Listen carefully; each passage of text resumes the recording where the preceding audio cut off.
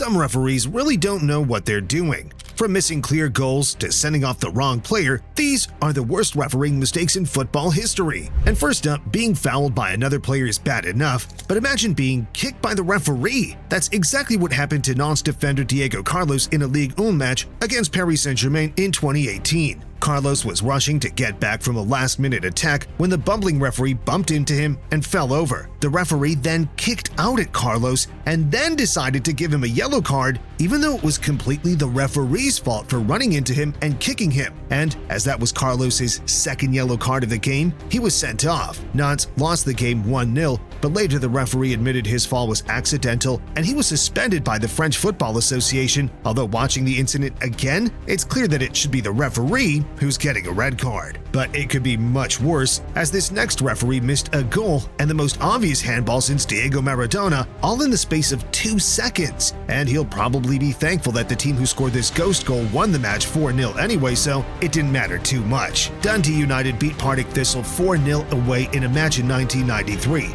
But just before the end of the first half, they clearly scored another goal when the ball went right to the back of the net before hitting the support stand and bouncing out into a Partick Thistle player's hands. And he clearly thought it was a goal because he just caught the ball and gave it to his goalkeeper. Incredibly, the referee missed both the goal and the blatant handball, but his clear desire to be sponsored by Specsavers didn't harm his career, as the following summer he was refereeing at the 1994 World Cup. And he's not the only World Cup referee on this list, as even the so-called elite referees can make mistakes that are more Sunday League than Champions League, including one ref who kept booking the same player and another who was so bad at timekeeping he could work at British Rail. And there's also a referee who got caught drug smuggling and another who made such a huge error it even changed the rules of football. But this next game between Watford and Reading back in 2008 might not have inspired many neutrals, so the referee decided to spice things up a bit by awarding a goal to Reading for absolutely no reason at all. After a Reading corner, the ball bounced around the Watford box a bit before going out for a goal kick. Or so all the players thought. But referee Stuart Atwell had other ideas. Atwell is no stranger to controversy, as a few seasons ago, Nottingham Forest were given the biggest ever fine from the FA for highlighting his errors in a match against Everton and insinuating that he was a Luton Town fan, which I guess is worse than being accused of being corrupt or incompetent. But his mistake in 2008 beats the lot. Reading's corner had crossed the line, but outside of the goal, meaning it should have been given as a goal kick or another corner kick. But the linesman somehow didn't see this correctly and flagged it for a goal. And even though not a single Reading player had celebrated or claimed it was a goal, Atwell decided that he would believe the linesman over his own eyes and the eyes of everybody in the stadium. So he awarded a goal for absolutely no reason at all. Watford's manager thought the decision so bizarre, he compared it to a UFO landing. But it is also a strange coincidence for Atwell that Watford are local rivals with his beloved Luton Town.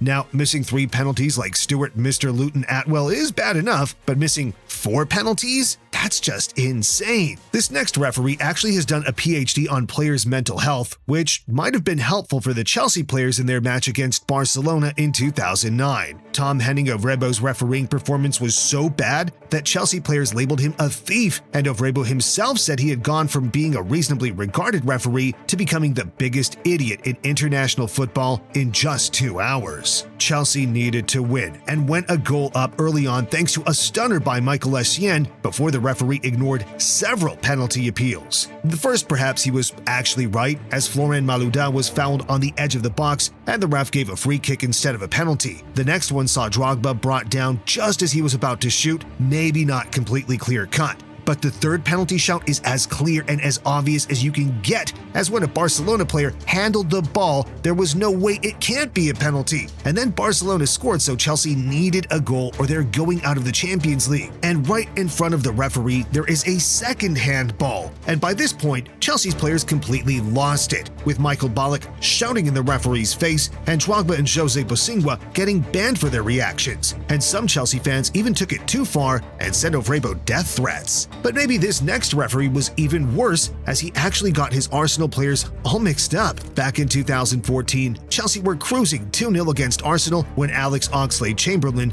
decided he fancied his chances as a goalkeeper and saved a shot with his hand to give away a penalty. So the referee had no choice but to send someone off. But instead of sending off the Ox, who had even admitted his guilt, referee Andre Mariner decided to send off Kieran Gibbs instead. Luckily for Mariner, Oxlade-Chamberlain didn't go on to score a hat-trick or anything like that, as Arsenal were thrashed 6-0 by their London rivals. But at least these referees' mistakes have been honest, and while many fans think the referee is corrupt or has taken a bribe, it's rare that it is ever proven. But that's exactly what happened in the 1984 UEFA Cup semi-final, which led to a scandal and a UEFA cover-up. Nottingham Forest had beaten Anderlecht 2-0 in the first leg, but in the second leg, Anderlecht had a lot of help from the referee, who gave decision after decision in favor of the Belgian side, including Anderlecht being given a penalty for a ridiculous dive right in front of the referee, and Forest having a goal disallowed for absolutely nothing. And Forest long suspected that something was up with the referee, and one of their players called the penalty the most embarrassing decision he had ever seen in football. But in 1997, Anderlecht admitted to bribing the ref and were banned from Europe for 1 year. But it turned out that UEFA actually knew about the bribery 5 years earlier,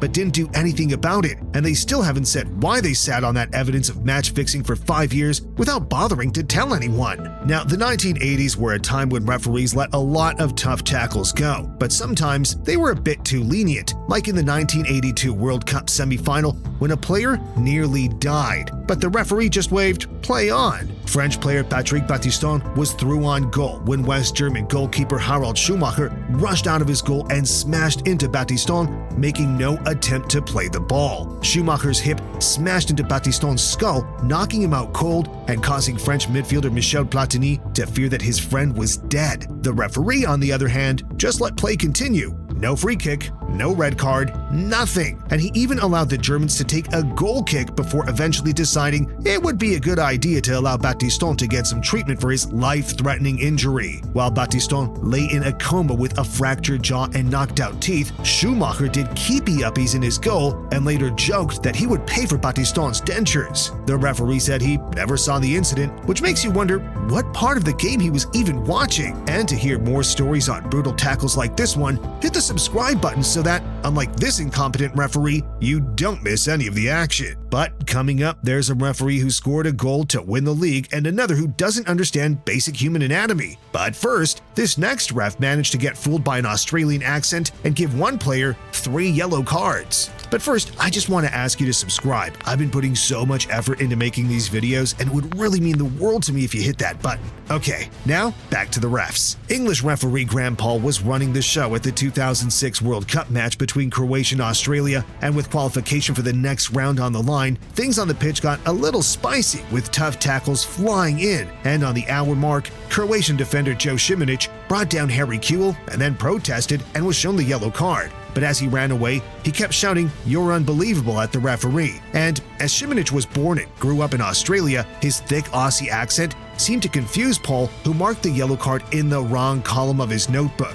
And as the game went on, both sides had a player sent off, and there were penalties and penalty appeals. But with the game at 2-2, Šimanić pulled down Mark Vidica and then hacked down Joshua Kennedy, and it was clear to everyone that a second yellow card was on the way. But after the yellow card came out, the red card didn't follow it, and Šimanić just walked away and continued playing as Croatia searched for an equalizer. But at the end of the game, there was more drama, which caused Paul to pull out his yellow card and book Šimanić again, and this time he did see red. But at least the mistake didn't affect the match outcome. But for Paul, it was the end of his dream of refereeing in the World Cup final, and Paul admitted his error and retired a year later. This next referee was far more clueless, as he can't even tell the time, which is something even 5-year-olds can manage. Zambian ref Gianni Sikazwe was in charge of the 2021 Africa Cup of Nations game between Mali and Tunisia, which, even without his timekeeping errors, would have been controversial. Mali took the lead from a penalty, but then, with 13 minutes left, Tunisia were also given a penalty after a lengthy VAR review,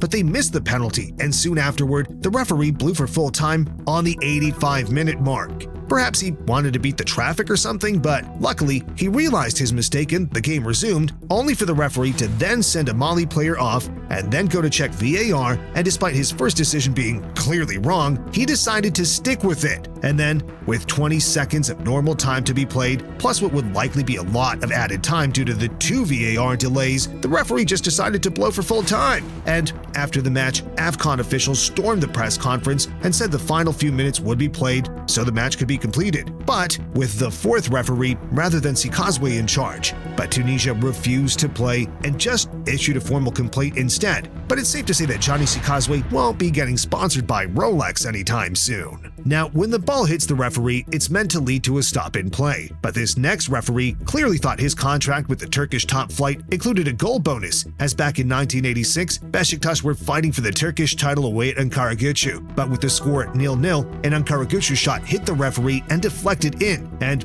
instead of disallowing the goal, he allowed it to stand, giving Ankaragücü an unlikely 1-0 win, and that point dropped by Beşiktaş was enough for Galatasaray to win the Turkish league by a single point. So perhaps this particular referee won't be particularly welcome around some parts of Istanbul. Thierry Henry, on the other hand, probably should also not expect any free drinks the next time he visits Dublin. France were absolutely horrendous at the 2010 World Cup, but arguably they shouldn't have even qualified in the first place. In extra time of the qualification match second leg against Ireland, a deep France cross was going out of play when Thierry Henry magically kept it in by using his hand. Not once, but twice. Somehow the referee missed his cheating and he crossed for William Gallas to score the goal that broke Irish hearts. Gallas later said he was unaware of the handball at the time, and when he found out, he blamed the referee, who admitted to crying after the game following his colossal error, which angered people in Ireland so much that even the country's leader was calling for the game to be replayed. Roy Keane, however, said he was more annoyed at Ireland's defenders and goalkeeper than the referee, and while VAR wasn't a thing back then, this next mistake was so huge it led to the introduction of goal line technology. England's 2010 World Cup struggles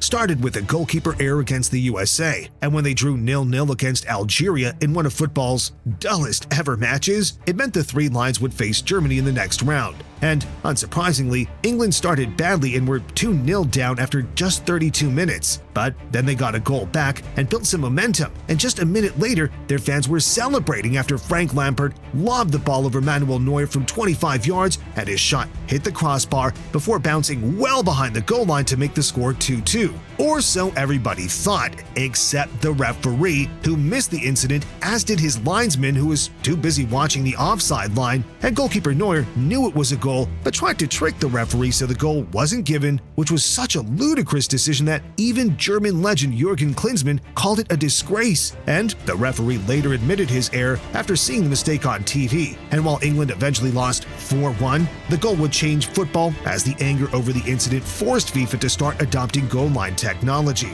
But if England were angry about that refereeing mistake, it is nothing compared to the anger that Italy felt in 2002. Italy faced hosts South Korea in the round of 16 and perhaps had a sense of entitlement despite finishing second in a relatively easy group, while the Koreans had actually won their group and beaten Portugal already by this stage, so were much more competent than people assumed. But the match was full of some really controversial calls by Ecuadorian referee Byron Moreno, including a soft penalty to Korea early on, which they subsequently missed, and Italy's Christian Vieri elbowing a player in the face, breaking his nose but avoiding punishment, along with several other dodgy fouls that the ref seemed to ignore. And then right at the end of normal time, Francesco Totti was fouled in the box. Then, instead of giving a penalty, the ref sent off Totti for diving, and Italy had to play extra time with 10 players. And then in extra time, Italy thought they had scored a golden goal, but it was deemed offside. And minutes later, Korea's An Jung-hwan scored to win the game, and the Italians were outraged, convinced that the referee had taken a bribe. The Italian government even investigated his finances, but couldn't find anything. Later that year, the Ecuadorian FA banned him for match fixing in the local league, and in 2010, he was caught at New York's JFK airport trying to smuggle heroin in his underwear. But I guess for us to truly analyze these horrendous attempts at refereeing, we need a professional referee analyst such as Mark Clattenburg, who started this lucrative freelance career after retiring from being an actual referee, and I wonder what he would say is the correct call if a player picks up the football. A free kick, maybe? Well, in a 2010 match between Manchester United and Tottenham Hotspur, coincidentally refereed by Mark Clattenburg, Man United's Nani dives and then stops the ball with his hands. Clear free kick. So, Spurs keeper Aurelio Gomes places the ball on the ground ready to take a free kick, but Clattenburg doesn't make it clear that he's ready to take it, and then Paul Scholes shouts at Nani to shoot, so Nani just runs up to the ball and shoots it into the net. Everyone is confused, and even the linesman said he saw the handball, but for some reason, Clattenburg decides the goal is fine and just shrugs and walks it off. Now, the next goal is one of the most iconic in the history of the game, but it obviously shouldn't have counted, so you have to wonder how the referee missed it. In the 1986 World Cup quarterfinal between England and Argentina, a ball came into the England box and goalkeeper Peter Shilton jumped to catch the ball, but Diego Maradona, who was too short to reach it with his head, just decided to punch the ball into the goal instead. But the referee and the linesman both somehow didn't see what everyone else in the world saw, and so they allowed the goal, and later, Maradona said it was scored a little with the head of Maradona and a little with the hand of God. The referee kept the match ball and later auctioned it off to become a millionaire, so I guess sometimes being absolutely useless at your job does pay if you're a referee.